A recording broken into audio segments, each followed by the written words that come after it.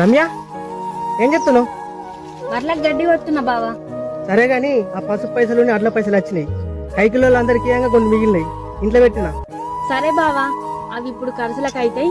ఆనకాల పిత్తనాలకు ఏడికెళ్ళన్నా మళ్ళా బాకీ తెద్దాం. కాదు రమ్య, ప్రతిసారి బాగా తీసుకొస్తున్నాం, పంట పైసలు ఆగనలా కట్టేస్తున్నాం. ఇట్లా అయితే మనం సంపాదించుకునేది ఎప్పుడు? మంచిగా అయ్యేది ఎప్పుడు? కాదు బావా, మనం వ్యవసాయం చేసేది ఆస్తి సంపాదించుకునేటందుకు కాదు, మనం కడుపు నిండా తిని 10 మందికి కడుపు నింపేటందుకు. కాదు రమ్య, మనం పంట వేసిన ప్రతిసారి పంటకు ఏదో విధంగా నష్టం వస్తుంది. ఒక్కటి చెప్తా, గుర్తు పెట్టుకో బావా. ఎంత మంది శత్రువులు వచ్చినా దేశాన్ని కాపాడిన వాడే జవాన్ అయితే, ఎన్నిసార్లు పంట నష్టం వచ్చినా మళ్ళా పంట వండించిన వాడే కిసాన్.